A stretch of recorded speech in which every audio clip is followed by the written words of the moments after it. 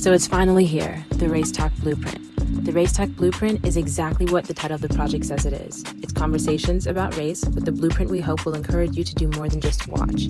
It's an initiative we hope you'll let thrive and take up space in your life so you can also contribute to a much-needed change that needs to happen in society today. These conversations are definitely uncomfortable, raw, and far from black and white, but they have the capacity to heal us through understanding. A bunch of my friends and I got together and we decided to have these uncomfortable conversations turn mini-series, and it kind of turned into something better than we even imagined. It was healing and so foreign and scary, but we made it. So watch us, get encouraged, and download the free blueprint toolkit we've created just for you to be able to have these same conversations in your circles.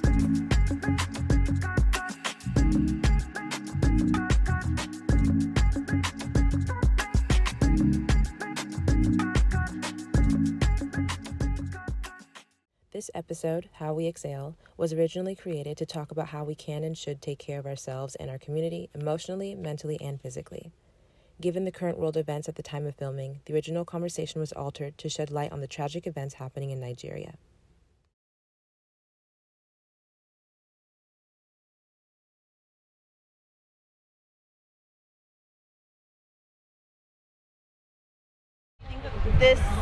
The attention that it's getting in America is going to maybe bridge some gaps between the diaspora, African Americans specifically.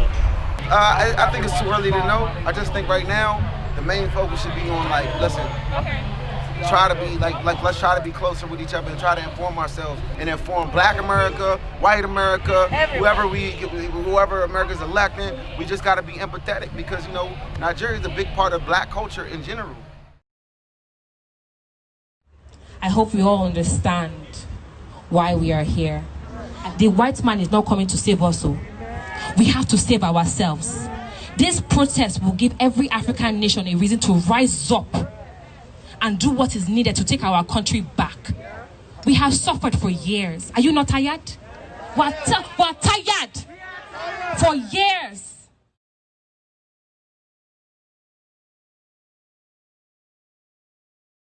Okay, so let's just get started, just because I only want to do 40 minutes and we're going to remix this episode a little bit given this current circumstances that are happening in the world today. It doesn't feel right to just continue let's stay on script when that's just not how life works sometimes. So SARS, everyone knows what's going on in Nigeria. So yeah, you guys are okay with that? Yeah. Okay, so we'll spend 20 minutes talking about what's going on, and then we'll also spend the last 20 minutes talking about how we can exhale, where it's more so as a community effort to make sure that just because we're in a different country doesn't mean that we cannot help. How we exhale. It has to do a lot with exhaling from inward outward, helping our community, helping ourselves, growing, making sure that we as a minority are building ourselves up, because we have a lot more building to do than other cultures or the white community, I believe, when it comes to just building ourselves. And today is a day that we should also make a mental note to make sure that we're not just thinking only about what's going on in America, but also what's going around all around the world, especially in Nigeria. So October 20th, 2020, yesterday, there was a genocide. Many people were killed and harmed for just wanting to protect their own right of being human and to walk in the streets peacefully, just to live life like normal people do. But what is normal these days, right? So you guys know I'm half Nigerian. Andrew, I don't know if you guys know, but he's full Nigerian. Olu's Nigerian. Izine, she's not with us today, but she was supposed to be with us, but she's actually at the silent vigil at City Hall because she wants to give her efforts there to be with the community. So Trevor Noah on The Daily Show spoke a lot about, he has a segment, I believe it's called If You Don't Know, Now You Know. And he basically gave the entire history of how SARS came about, what SARS was meant to do, and how they are abusing their power. What do you guys think about it, or feel? How are you feeling right now? I mean, how do I feel?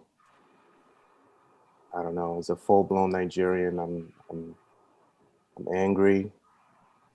I'm disappointed. I'm embarrassed. And just to think that we just celebrated 60 years this month, you know, of our independence.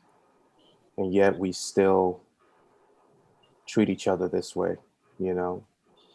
Um, it's disheartening to me. It really is. I can't really describe how I feel about it. I'm still taking it in. I'm still processing it in my mind. On the bright side, I want to talk about the outpour of love and support so far from celebrities. I've tagged a couple of celebrities myself. Obviously, other celebrities have tagged each other, and they're trying to get the word out there and understand that, look, what's happening here is also happening in Nigeria right now as we speak. Just think about that for a second. You know, while we're out and about protesting, and this current administration just turns the lights off, turns all cameras off, and in the middle of the night just kills its own citizens. It hurts my heart, you know, to even hear things like that, let alone see it, knowing it's coming from my own country, my own people. I mean, when will it stop? You know what I'm saying? Like, when are we gonna start looking at each other as human beings? You know, spoke to my parents, spoke to some family members. Thank God they're not, you know, anywhere in the middle of all of that, but just extremely disappointed. I mean, I don't even, I know we're gonna kick it off with this, but I haven't fully processed it in my mind to even just give a full, you know, thought about how I really feel about it. I don't think it would be right or normal for anyone to be able to fully form how they feel right now, given the change of events that are always happening. So thank you for sharing. And you're not wrong in how you feel or not being able to process it in your way, the way you'd like to. I'm feeling that this is just another example of us believing in something that is going to serve and protect us, and it backfires. Like, I think SARS was implemented back in the 90s, correct me if I'm wrong, back in the 90s. And the protest started about 3 weeks ago because they shot a man, SARS shot a man in his car, shot a man and then drove off in his car. So the whole community, the whole country has just been in outrage, trying to put an end to this group that was implemented to protect the community itself, but has actually just caused more harm than good. And start going after the youth. They started going after the youth. They started going after the women. They would target you if you were dressed too flashy, if you were driving a nice car, if you had an iPhone instead of regular flip phone. They would automatically assume that you were a criminal based off of your appearance. And obviously that shouldn't be allowed anywhere in the world. And they've just had enough at this point. We've had enough 4 or 5 times in the past too. Yeah. So they can say it's been disbarred, but literally yesterday they said SARS has been disbarred, and then you see that they just created SWAT. Yeah, you know, yeah. What is that? You know what I mean? Like, it doesn't make sense. Who are the people that are going to be working for SWAT? What does SWAT do? Yeah, right? And SWAT is actually going to be populated with the same people that were part of the SARS team. So nothing is going to be resolved here at all. One devil to the next, essentially. And you posted the video of the woman talking today, and she's like, what is happening in Nigeria has not even reached its boiling point. Like, there is so much more that is going to happen there that I don't think anybody is ready for. But for real change to happen, sacrifice has to occur. And when she says sacrifice, I mean, like, she's meaning there's going to be blood, sweat, and tears. People are going to die fighting for change over there. And here in the US, we suffer with the same thing, just in a different capacity. You know what I mean? We're being killed by police every single day. They're being killed by police that are their own kind. You know what I mean? Hearing the news about it and, you know, seeing like the Nigerian flag with like blood on it, all of those things, they just kind of really hit me to the core. You know, you know, just being an African American growing up in the Los Angeles area, I mean, police brutality was just very synonymous just within the area. So like, it was something that I was like well aware of and raised around and seen. it's really an issue of power, and people overstepping their bounds with power. And a lot of police forces do that. And the sad thing is a lot of governments or, cities enable police officers to do that. They justify them using this brutal force.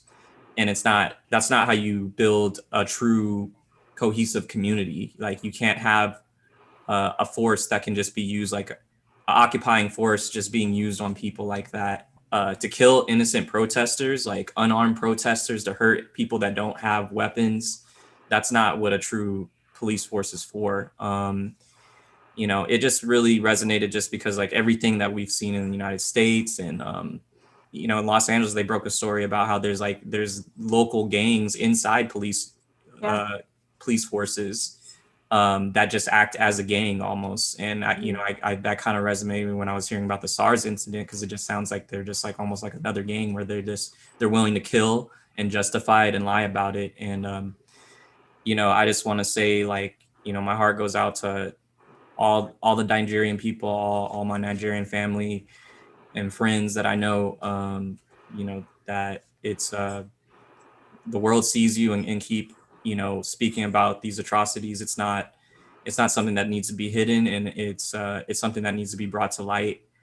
And it is okay to mourn. It is okay to feel these things. So my heart really goes out to everybody trying to fight this. So It is really, really disheartening. And Andrew, like, listening to you gets me emotional, because it's like, when will we ever get to the point when we don't have to fight for our lives? You know what I mean? Like, when is it going to be okay for us to live as who we are? When are we going to stop being killed for nothing, for living? Like, we're fighting for basic human rights all over the world. Everybody that looks like us doesn't, even people that don't look like us. There's shit going on in Armenia too, like, everybody's fighting something right now. The world is in anguish. And like, this is a great time to talk about it, because we all need to exhale. I'm sure we all need to exhale in some way, shape, or form. And like, now is the time. Now is the time. We have to figure out how we can contribute, how we can help, what we can do to heal ourselves, but also heal others, because the world that we're living in, I don't see anything happening. I don't see anything getting better. Every day it just seems to be getting worse and worse and worse. And it's like, what is worse? Because every time you hear something, it's like, man, this is bad. And then you hear something else and it's like, okay, that's bad too. It's like it keeps going. So at what point is, like, there's no extent to bad, I guess, No. Like, I don't even think we have seen the worst of it yet. You know what I mean? Like, there's so much more to come. If I can be honest, I'm kind of in my own world right now. There's so much going on, it's all good. So I am struggling to relate right now, if I'm just keeping it a G. But what I am curious to know is, in what ways do you feel I could be showing up for you all, for my Nigerian brothers and sisters right now? What could I do to show support or solidarity? I think it's about educating yourself and studying the history and understanding what is happening and why. I think that's where you start. Yeah. And then once you understand the gravity of the situation, you can figure out how you yourself as an individual can contribute to the cause. Continue to make sure that every single day you have a hashtag and you're tagging all the like huge networks, BBC, CNN, NBC, Telesync, like all of these huge networks that have the capacity to continue to see that all around the world. Doesn't mean that you're in Nigeria, you know about it, because they do need an oversight of some type of, not even like, we just need to have like an oversight of awareness that's being done, and not just from them. Because again, like, their power is getting cut out. They say only 30 people died, 13 people died. That's a lie, It's a big lie. So, yeah, every single day, just put a reminder, repost, and tag. And that does a lot, more than you know. And a part of the problem too here is like, I know people that have no idea what is going on in Nigeria because, like, Tony, to your point, they're just so disconnected, and mainstream media here is not broadcasting this. You know what I mean? Like, some people really don't know, and some people don't care because it's not in their backyard. And sometimes, like I tell Didi this all the time, if a problem is not knocking at your front door, some people don't care to open it. They don't care to learn. But all you can do is try and educate yourself and be better than those ignorant people that don't even have the capacity or the energy to take 2 seconds of their time and research. Yeah. I also want to maybe put in perspective too that, like, George Floyd is one man who was killed at the arms of police, right? And there are so many other stories like that that aren't even being televised in the media in our own country that we're in right now. It's not our country, right? Like, I don't claim this as my country, but still the country that I live in, they barely even, shed a light on Black people. For what? Their own reasons, right? So for another country to now have to, like, try and make their way inside the media of other countries, like, that's also an issue too, so I don't take full blame. Like, I yes, take accountability for not knowing as much, but at the same time, it's like, it's not in your face the way it should be for you to have to realize, like, oh, this is a problem. You know what I mean? And that's the fault of the media. It's not your fault. Yeah. And just think about too, like, going back to George Floyd, the whole world rallied behind us when we were out protesting, UK, Europe, Africa, like the whole world. And that was broadcasted on mainstream television. People knew around the world, everybody around the world knew his name. The way we publicized George Floyd and made the world say his name, we need to make the world say Nigeria's name.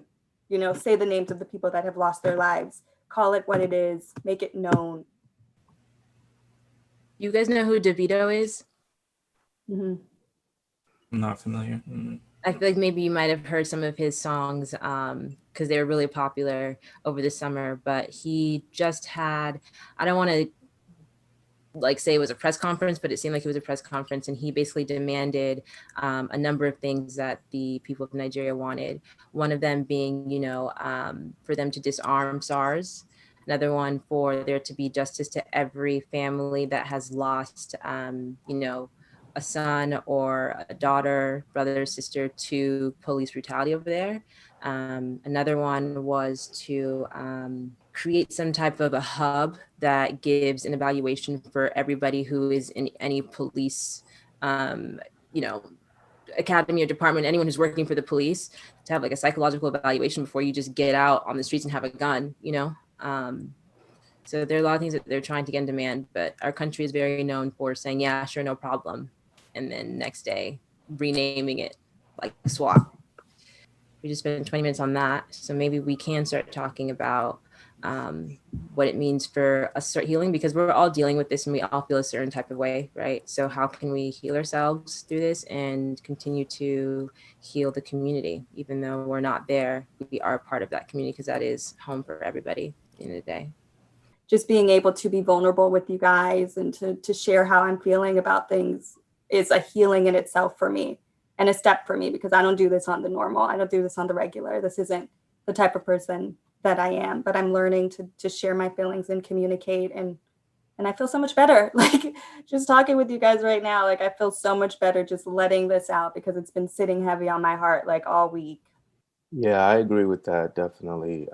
Just being able to get your voice out there and just talk to my people now. You guys are like my people, you know what I'm saying? And you are my little close encounter, close circle, sacred ground where I can say how I truly feel. I mean, right now I've got a lot of stuff in my head on both ends. And that's the crazy part, as much as I'm mourning for people in Nigeria, I'm Nigerian American and I've been here most of my life.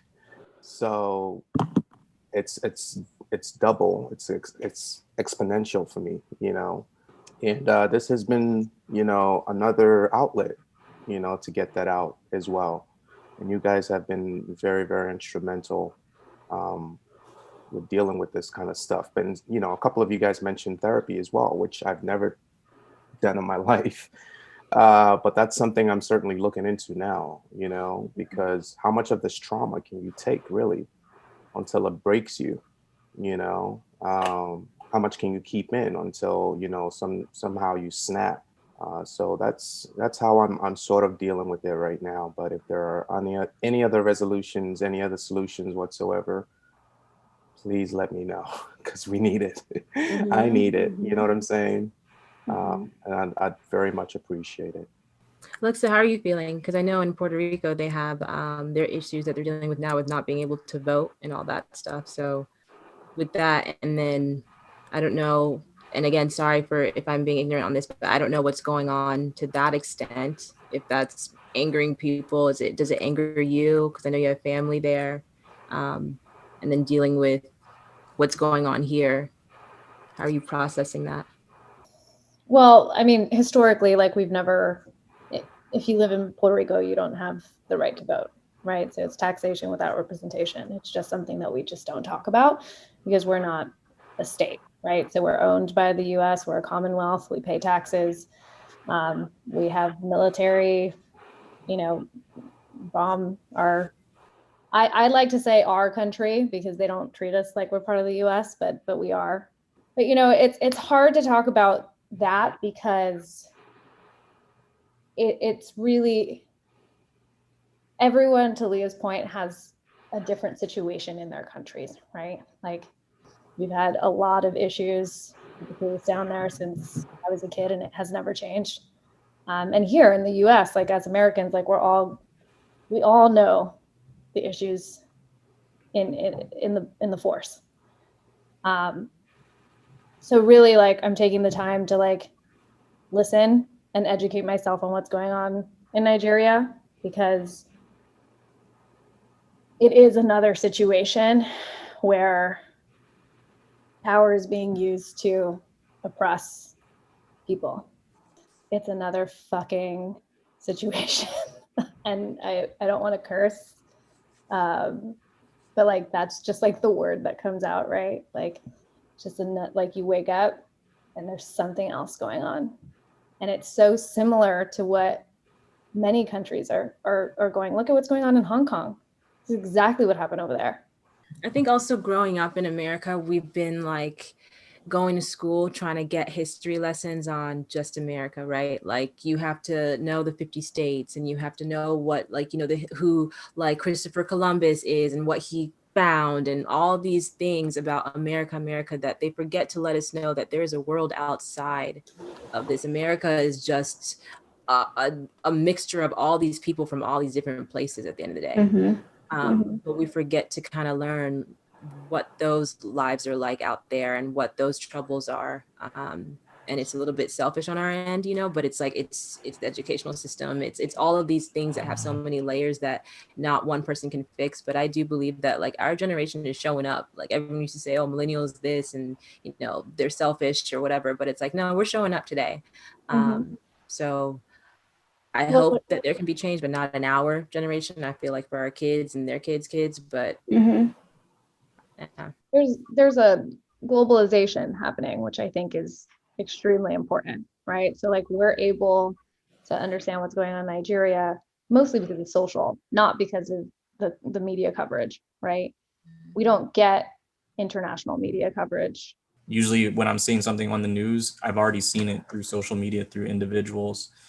And that is something, like, I'll be honest, like I am proud of. Like we kind of have to put things in perspective of like where we're at in the world. Like, you know, especially amongst like the young generation, we're in the time where our awareness is high and our voices are being lifted up to speak about these things, which a lot of the older generation may have not cared about, or maybe not looked twice. They just kind of just see it as something that this is just how it is. But you know, I've even heard about you know, just with police brutality in America, like, and how like police departments had ties to, like, you know, most police departments were originally for slave capturing slaves, and how, like, you know, abolition is like a word that's coming up with police departments that to me it seems radical, but you know, they said people thought abolishing slavery was radical. So you know, just to kind of get back to my point, like I do hope that we can kind of see the scope of where we're at right now, even though this is probably one of the hardest times and it's frustrating, but it's a long road to go. And I don't want our generation or the younger generation to get tired and to give up, because this could be a long road to something a world that can be totally different. I don't know what it is that keeps us all going too, you know? Sometimes I wake up and I'm like, I'm fucking tired. So yeah, let's have a breather moment maybe, right? I was just gonna add really quick, because I know this was originally the exhale, you know, and kind of how we work through and deal with stuff. And that's kind of the past 2 weeks, especially. I've been trying to figure out a way to exhale, and you know what happens in Syria or Iran, and then this week, and I know it's been going on for a while, but I get in this mode where I'm doing what I gotta do. And then I'll peek out, every once in a while. Okay, what's going on in the mainstream world? And just get blasted. I'm like, oh nope, I'm going back down, and kind of tuning everything out, because man, it's a lot. It's a lot. Every single day you can pick an article and just be blown to pieces. And so I hate to sound super ignorant or super insensitive. I truly do, because people are suffering, period.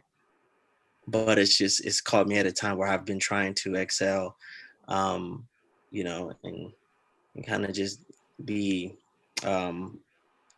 turned off as much as, so to speak, just not tuned in.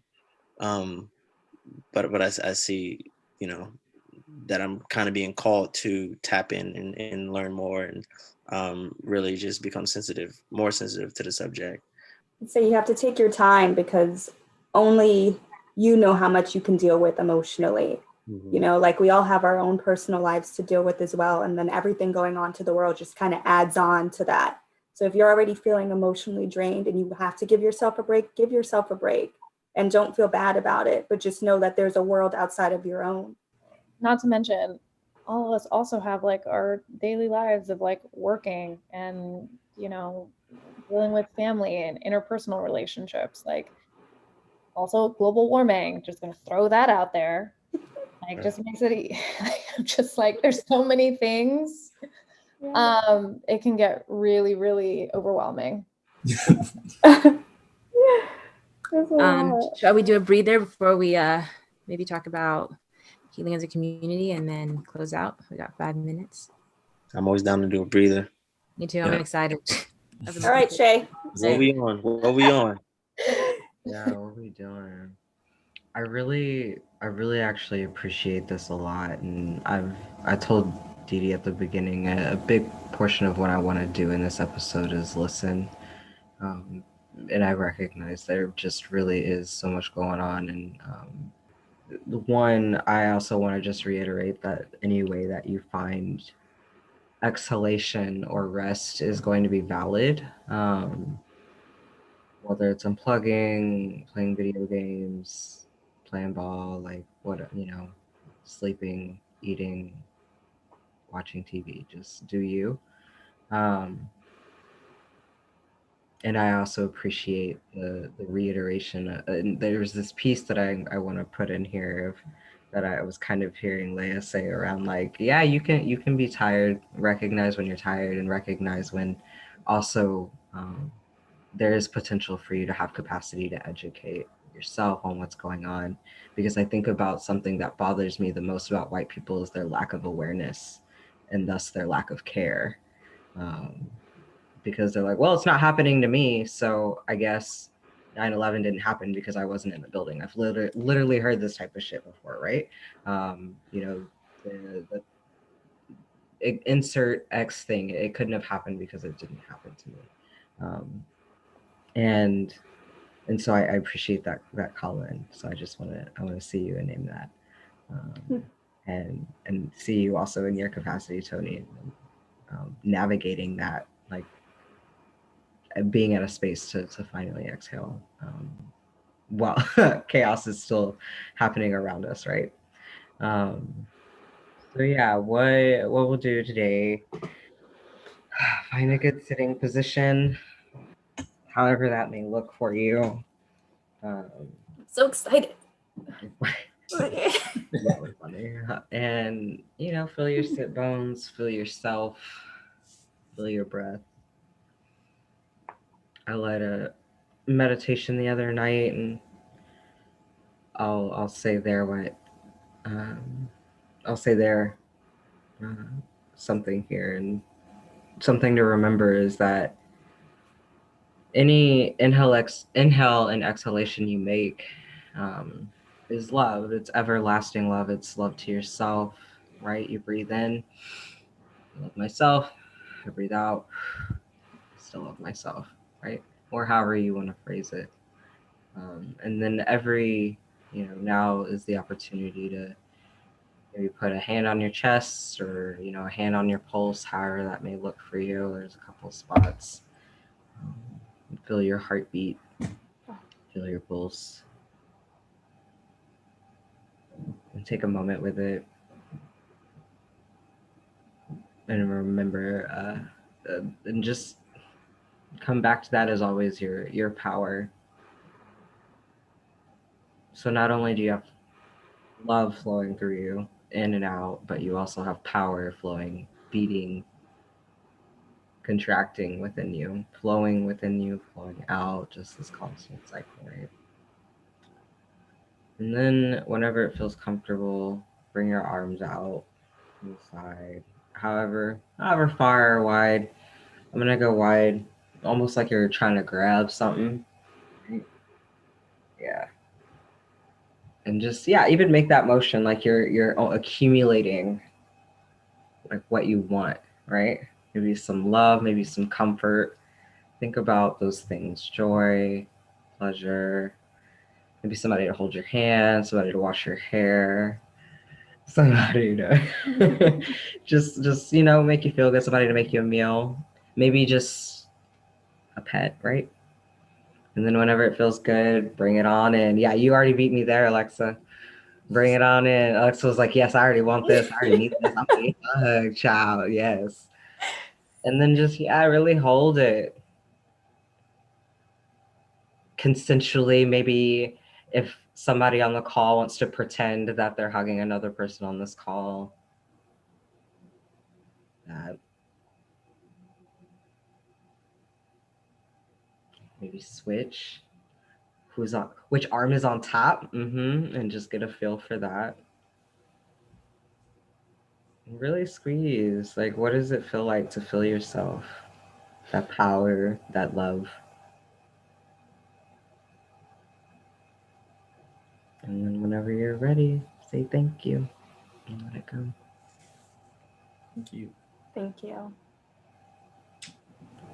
You know, for the first time, I never thought about hugging myself till just now. Mm. And, you know, like loving myself by giving myself a hug. I never thought about that. And that felt good. Mm-hmm.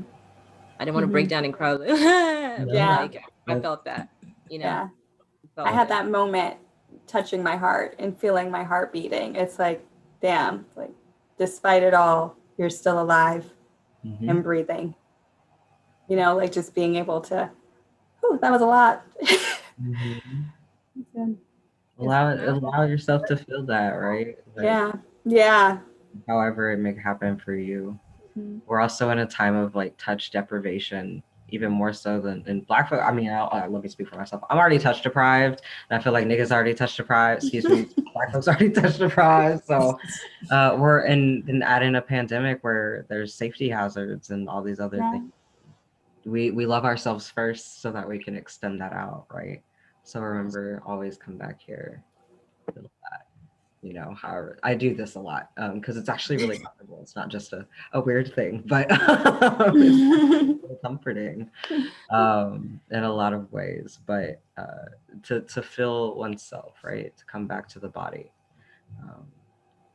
And then I think the other thing that I just really want to add that came up while folks were talking is I really appreciate also Gordon bringing back the historical context, right? Like police started because of trying to just slave patrol, right?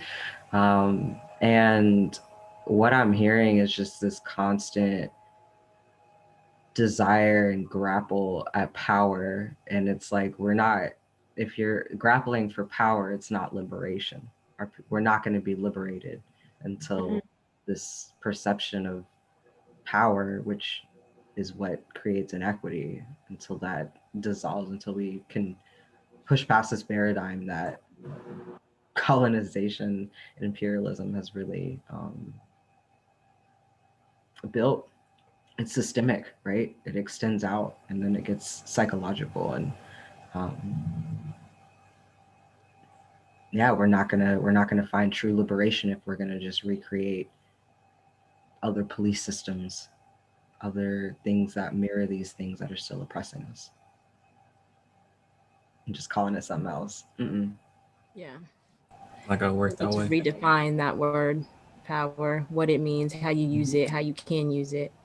And just acknowledge that like police brutality is structured here in America. You know what I mean? Like, and it's not to diminish it at all over here, but it's just saying power is abused in so many different ways that we can't even imagine in other countries.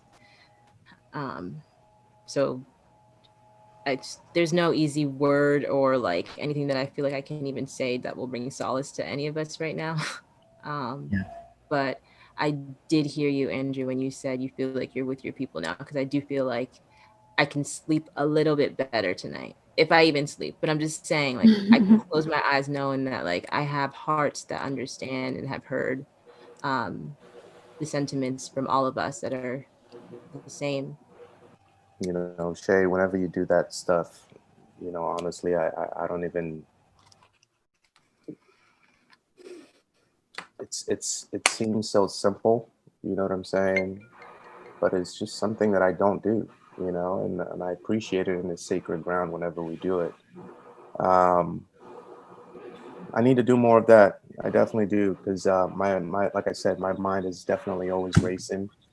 Um, and I also wanted to ask you guys, how do you shut it off? I've been having pretty bad bouts of insomnia for the past couple of weeks, and I don't know if y'all have heard of the Liberate app, but it's an app specific for folks of color. But it provides meditations and different things, and so I found an insomnia app meditation where it goes through like focusing on the body and like different sensations and things like that, and that helps. And that's a newer way for me, but a traditional way that I really focus is even before coming back to my body, because I'm so in my mind, so intellectual, or in the ways that I process, that is, I count. And so I'll be laying in bed, right? And there's thoughts. And then I'll just, okay, 1, 2, 3. Like, I just start counting. And sometimes I'll go to 10 and start back over and just keep that cycle of going to 10 and starting back over. Or sometimes I'll count until I lose track or until the thoughts come back. And then I'm like, oh shit, time to go back to 1.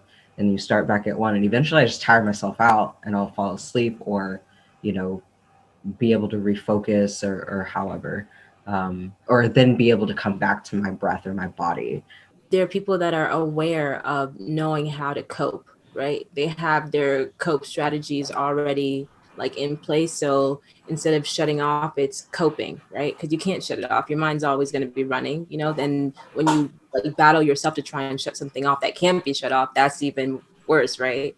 Instead of knowing like, okay, I can't shut this off, but what can I do to like cope with this? How can I feel better in this moment to breathe a little bit easier in the midst of everything? Yeah, meditation podcasts are great. I like listening to like the Daily Shine. That's a good one. They had an excellent one on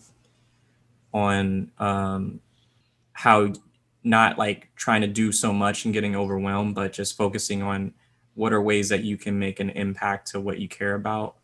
And it doesn't even have to be like you have to make a significant impact, but just what is one way that you can make an impact on yourself. And it was a meditation kind of guided into that. And some outlets may not work on certain days, like, you know, for like, I know for me, like sometimes if it really gets bad, I'll go run. But like if it's raining or if like I'm just not feeling like running, I'm not running that day. So you have to really kind of just see what works in the moment. I appreciate you guys very much, and I think it's good for you guys to hear that from me. Just letting you guys know how much I really do appreciate you. Honestly, the last couple of days have been really rough, and my spirit has been pulled to make some true changes. I mean, changes can happen in so many different ways, shapes, and forms, but I've been thinking about, just running for office. You know what I'm saying? Whether here in the States or back home in Nigeria, you know what I'm saying? So I just, having that outlet and having that, ability to at least pick and choose whichever one I feel more strongly pulled towards. But that's sort of like why my mind has been kind of just running 24/7. This is just laying it all out for you guys, just to get a sense of like what my mind has been pondering the last couple of days. But I was asking about shutting off because it seems like you said, it just wouldn't stop. Even when I sleep, I dream about it. When I wake up, I'm thinking about it. It's right back to square one again. And then it's something that even as I'm talking to you guys right now, another half of my brain is literally playing those tapes over and over again. But yeah, just running for office is something that my heart has been tugging at me. And how can I get to a platform where I can make some actual change, that I can actually influence people, can use my voice, I can use whatever platform, whatever, I just feel like that's where my heart is kind of pulling me right now. And I just wanted to share that with you guys really quickly. Thank you for sharing how you're feeling and being honest with us. We appreciate you, Andrew. Yeah. Thank you, man. Appreciate it. Mm-hmm. I know that when God is calling you, you will always feel the feelings that you're feeling when he's calling you to do something greater. And that's probably what is happening with you too. You just have to understand where that calling is coming from and what you're going to do with it. You have to answer it eventually. Tony, what you said earlier, thank you for sharing and being vulnerable and being honest, because I believe that there are a lot of people in the world who don't know, but can't even admit that they don't know. And the fact that you could bring that here, one, I appreciate that. I tell you all the time how much I appreciate you just showing up and saying what you say, because it's always something that's like, oh gosh, like you hit us with like the big thing, right? But it's good because it's the stuff that makes us think. So I hope you don't leave this feeling like bad that you didn't know, because that's yeah, I don't want you to feel like that at all. I'm not saying you do. That's just me projecting, because that's just what I might feel, right? But I appreciate you for being honest, because that was real. I appreciate that, and yeah, I felt very not in the loop. But again, I've there's a couple calls that I've got on where I'm like, I don't know, we'll see, jump in anyway. But I try to just be as honest as possible, and like that's grossly honest, even though whether I'm embarrassed about it or not. And so yeah, while I feel bad, there's definitely things that I want to take from this and work on, which is not out of the question. But I appreciate you saying something. It's become like a little like a safe space for me. They and them. Don't forget. Yes. I'm just shade. Don't get it twisted, Tony. Come on, man. Andrew learned clearly. Come on, Tony. Learned last time. It's pronouns day too. Yeah. Yes. Everyone. Yeah. I appreciate everyone. Yeah. I didn't know what was happening in Hong Kong, if that makes you feel better. Yeah. No, I mean it's not like everyone started doing it. It's like, oh, I didn't know about this. What did you know about that? Yeah. It is. It's always something. It's different for me, and I hate to say it because suffering is suffering, but when I see my Nigerian brothers and sisters suffering and me really not know, it does hit different, for sure. Yeah. It does hit different.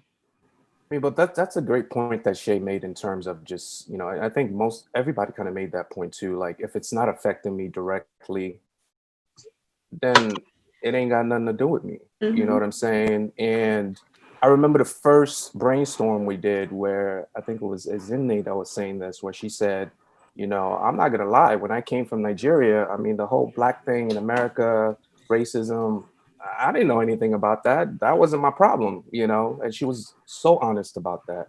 And that's how a lot of, you know, white people carry themselves. Like if it's not affecting them, you know, financially, you know, physically, whatever, they don't care, you know. Not that, I wouldn't say that they don't care, but it's just it's there's a level of ignorance there, you know. But For the ones that are not white allies. right. Yeah, I was gonna say, I don't want to say all white, like white No, people. exactly. It's not only white. Not like, Yeah. It's not just white people. It's like even people of color too. Yeah, I absolutely. would say like it's privileged just ignorant people sometimes. culture, right? Like Oblivious people. people who have the privilege. individualistic culture. Like we've been told, like America's an individualistic culture. We're not a collectivist culture, right? So we've been told, like, if you can figure out your own, you can make it. The American dream's out there, but you have to figure yourself out, and you have to figure out your family, and you got to only focus on you. That's like what we've been told to make it here. And we still got United States in our name, United. So it's like you can't really avoid the whole individual thing. Are we united? We're not now. No, exactly. we're not. Definitely not. But it's like, you know, if we're gonna have that united. We are the most divided nation. We're not united. We don't know our history. We don't know who founded this place. Like we're still teaching Christopher Columbus knowledge. Like we don't know a lot. So we're not united in our thoughts, our thinking, our empathy, who we are, where we are, what we're doing, where we're going. So it doesn't really matter at this point if we're United States by title. I don't think any of us feel united. But I feel united with you guys right now. Yes, united. And this was a great exhale moment. I do feel like I was able to exhale tonight with you. Yeah. We are over time, but you guys are all amazing. I love you all. I will see you soon. Yeah, very soon. Yeah. And thank you, Shay. Love you guys. Bye. Thanks, Shay. Bye. Thanks, you guys. Everyone.